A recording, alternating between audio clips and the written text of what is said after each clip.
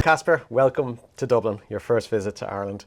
It's been a fabulous few days to have you here. Of course, the primary purpose of your visit was to introduce the Hybrid Base G to the Irish market. So we've had a great few days visiting some of our customers, having a dip in the Irish Sea, pint of Guinness maybe, and of course visiting some famous Irish landmarks as well. But this was the main focus, Hybrid Base G. Very excited to learn more about it. Please. Yes. Yeah. Well, thank you for having us. It's been amazing. Good. Excellent. Yes, the Hybrid Base G, our newest innovation in the Hybrid Base line. We are now introducing the Hybrid Base G. Hybrid Base G for gingival, because I think that's one of the many key features on this one is the introduction of gingival heights. Okay. But not only the gingival heights, but also the gingival shape. So a lot of the focus has been placed around getting a fluted, a concave, narrow gingival shape that really supports the white and pink architecture. So we wanted something that, we wanted a hybrid base that is not like a tie base that goes wide, low and wide, and really are compromising the bone and the tissue. We wanted something that actually can follow a really nice emergence profile. Okay. That has been one of the key focuses on this new hybrid base. Okay. And then of course, it is a cuttable. Sure. So it's a cuttable hybrid base that gives you a lot more variations, a lot more ways of customizing your restorations.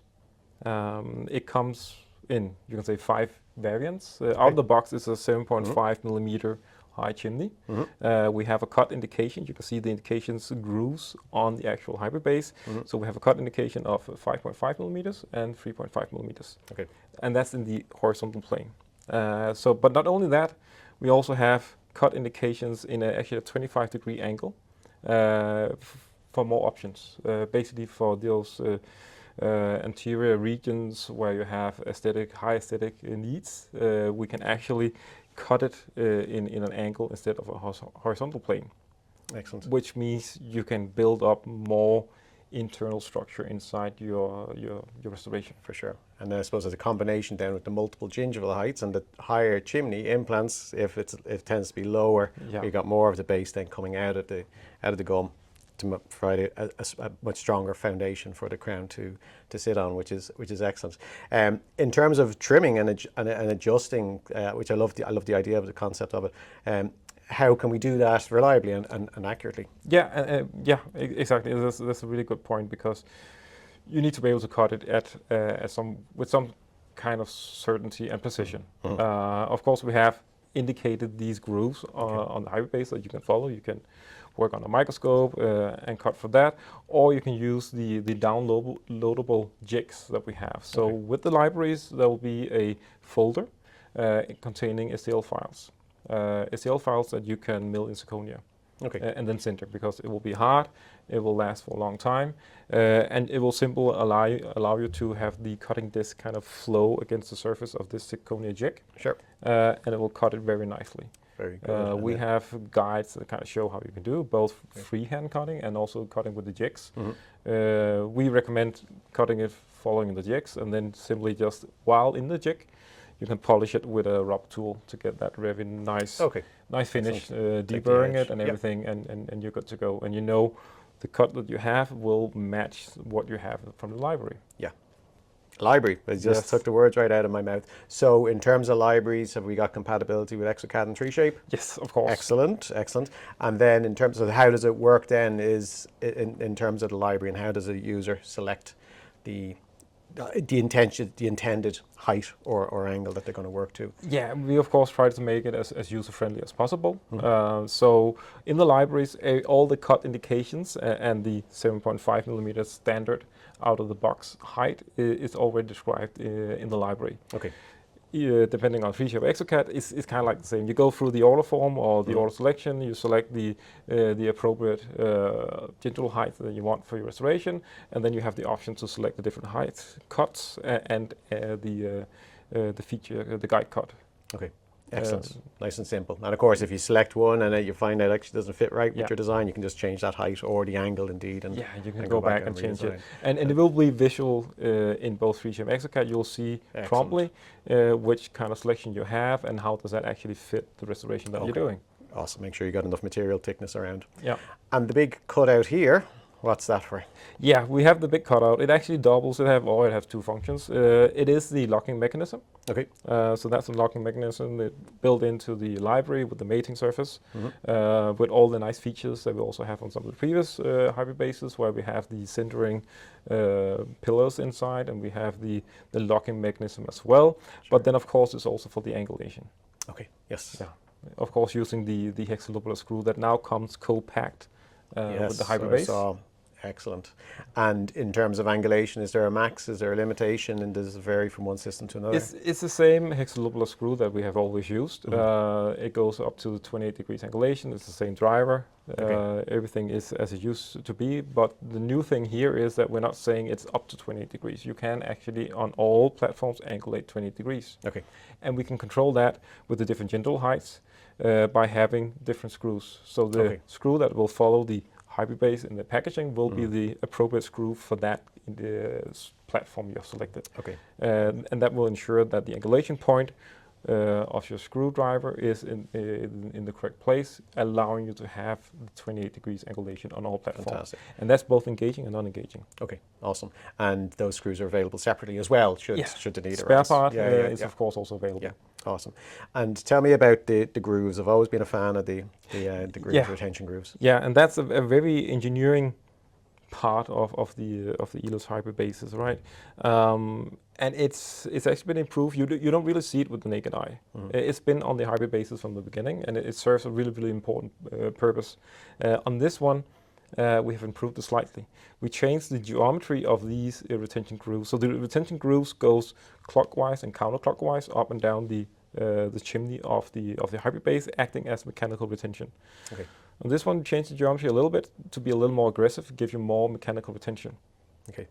So it actually serves a really good purpose, and we see a real benefit in it when we're actually testing it. Fair enough. And the big thing then, I suppose, is that there can be in terms of the best practice for cementation. Labs tend to have their own techniques, something that they use for one system, they use it for another system. Is there anything specific that Elos has discovered about how is the best practice, what is the best practice for cementation? Yeah, definitely, because I think that's something that everybody can recognize, bonding.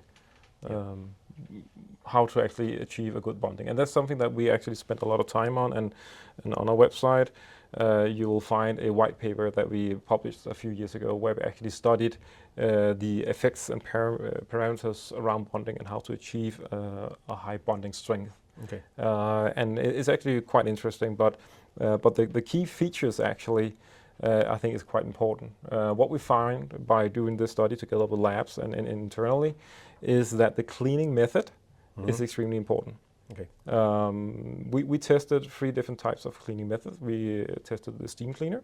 I think that's very common in the dental practices.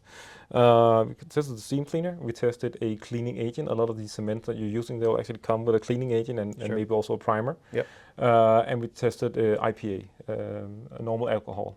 And from those 3, there was a clear indication on what to use and what not to use, actually. Okay. And to our surprise, the steam cleaner actually had a really high impact on the retention.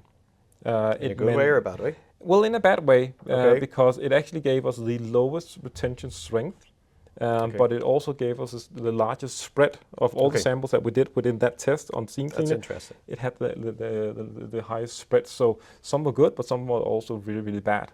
And why do you think that was? Well, the speculation would be that you're actually not removing all the dirt, residue, particles that might be on from your fingers. Yeah, and maybe. So okay. So it might look clean. It gets warm and it looks clean, but you're probably not getting it all away. Okay. By looking at the alcohol and a cleaning agent, they were very, very close, and they were all very, very close to each other when it comes to the spread, and they had high retention. Okay. So it's a small feature that might can make a big difference, right? It can. Yeah, absolutely. So the key thing is IPA or the the recommended cleaning agent that's provided by the cement, and no steam cleaning. And no steam cleaning.